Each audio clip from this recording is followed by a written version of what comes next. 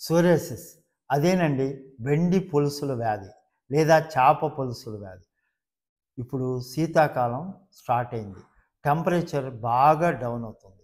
ఇప్పుడు కామన్‌గా వచ్చే జాయింట్ పెయిన్స్‌తో పాటుగా ఈ స్కిన్ డిజార్డర్‌లో చాలా అందరిని ఇబ్బంది పెట్టేది మొండి వ్యాధి ఈ సోరియాసిస్ అనేది. ఇక్కడ మనం ప్రజల్లో ఎక్కువగా వయసుతో నిమిత్తం లేకుండా ఇక్కడ చూస్తున్నాం. ఈ వ్యాధిని సైకోసోమాటిక్ వ్యాధి అని కూడా పిలుస్తారు.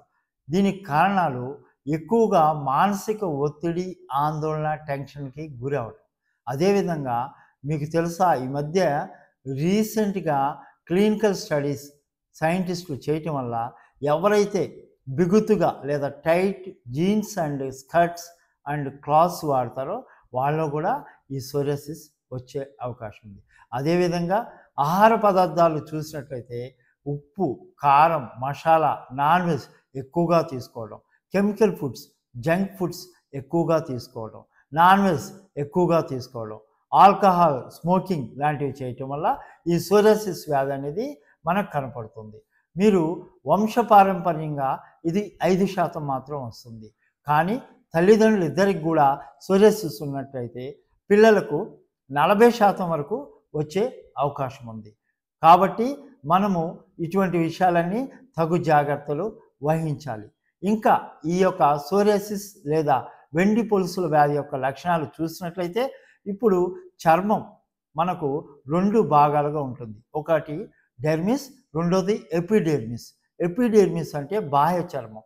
ఇది సుమారు మనందరికీ సహజంగా సుమారు 400 గంటలు లేదా 12 నుంచి 16 రోజుల్లో అది కణ విభజన జరుగుతూ పాత కణాలు చనిపోయి దాని స్థానంలో చర్మం మీద కొత్త కణాలు పుడతాయి.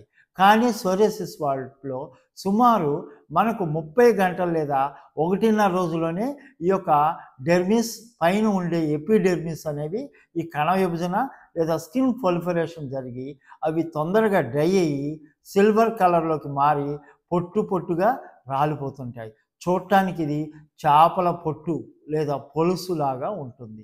దీన్ని అందుకే చేపల పొలుసుల వ్యాధి లేదా ఎండి పొలుసుల వ్యాధి అని కూడా పిలుస్తారు. ఇది మొదట శరీరంలో ముఖ్యంగా ఎక్కువగా తలలో వస్తే స్కాల్ప్ సోరియాసిస్ అంటారు. అదే అరికాళ్ళు, అరిచేతుల మీద వచ్చినట్లయితే దాన్ని ప్లాంటార్ అండ్ పామార్ సోరియాసిస్ అంటారు. శరీరం మొత్తం వచ్చినట్లయితే దాన్ని గట్టెడ్ సోరియాసిస్ అంటారు. ఇంకా ఇది మొదట చిన్న పెసరగింజ అంత పరిమాణంలో చిన్న చిన్న మచ్చలు స్టార్ట్ అయ్యి ఆ చిన్న మచ్చలన్నీ కలిసిపోయి పెద్ద మచ్చలుగా కలుస్తుంది. ఇది మొదట లేత గులాబీ వర్ణం నుండి తర్వాత డ్రై అయ్యి ఎండిపోయి ఈ పైన స్కేలింగ్ లేదా పొలుసులు అనేవి మెరుస్తూ ఉంటాయి. ఇంకా చూసినట్లయితే ఇది మనకు సెకండరీ ఇన్ఫెక్షన్స్ అంటే ఈ వ్యాధిని ఇలాగే వదిలేసినట్లయితే మనకు ఇన్ఫెక్షన్ వచ్చి స్కిన్ ఇన్ఫెక్షను, చీము గారడం, దురద ఎక్కువగా పుట్టడం, ఇంకా రసి లేదా ఒక రకమైన ద్రవ పదార్థం లిక్విడ్ లాగా కారటం కూడా ఉంటుంది. కాబట్టి దీనికి ఇప్పుడు చికిత్స లేదా నివారణోపాయ మార్గాలు చూద్దాం. ఆయుర్వేదం ప్రకారం తీసుకుంటే ఇది కఫవాత ప్రధానమైన వ్యాధి. ఇది మనసుకు సంబంధించి వచ్చే వ్యాధి. శరీరంలో పిత్తదోషం వృద్ధి వల్ల రక్తంలో మలినం లేదా బ్లడ్లో ఇంప్యూరిటీ ఏర్పడటం వల్ల వచ్చే వ్యాధియే ఈ సోరియాసిస్ వ్యాధి. దీనికి మనము వేపాకు 5 నుంచి 10 గ్రాములు తీసుకొని మెత్తగా నూరి దాన్ని ఉదయం సాయంత్రం పరిగడుపున తీసుకోవడం ఒక మంచి మందు. అదేవిధంగా మనకి ఎక్కడ చూసినా రోడ్ సైడు గానుగ గింజలు మనకు కలంజా అని కూడా పిలుస్తాం. ఈ కానుగ గింజలు మరియు వేపాకు 2 కలిపి దాన్ని కొబ్బరి నూనెలో కలిపి బాగా మరిగించి ఆ లిక్విడ్ని లేదా ఆ నూనెను శరీరం మొత్తం స్నానం చేసిన తర్వాత రాసుకున్నట్లయితే ఈ యొక్క స్కేలింగ్ లేదా పొలుసులు అనేవి మెల్లమెల్లగా తగ్గిపోతాయి. ఇంకా అత్యుత్తమమైన చికిత్సా మార్గం కిందకి వస్తే మానసిక ఒత్తిడి లేకుండా చూడాలి. ప్రతిరోజు అందరూ మెడిటేషన్ లాంటివి చేస్తే ఈ సోరియాసిస్ అనేది తొందరగా తగ్గిపోతుంది, రాకుండా ఉంటుంది.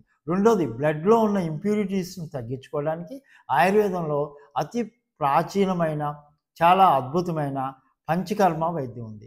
ఇందులో ముఖ్యంగా వమన కర్మ, విరేచన కర్మ, శిరోధార, శిరోవస్తి, చక్రధార ఇలాంటివి చాలా ముఖ్యమైనది. ఈ చిట్కాలు ప్రయోగించినా మీకు ఈ సోరియాసిస్ కంట్రోల్ రాలేకపోతే అప్పుడు మన శ్రీ వెంకటేశ్వర ఆయుర్వేదిక్ హాస్పిటల్లో సంప్రదించండి. లేకపోతే ఈ సోరియాసిసే సోరియాటిక్ ఆర్థరైటిస్‌గా మారి మీ అన్ని జాయింట్లని చెదలు తిన్నట్టు తిని మీకు అనేక తీవ్రమైన అనారోగ్యానికి కారణం కావచ్చు.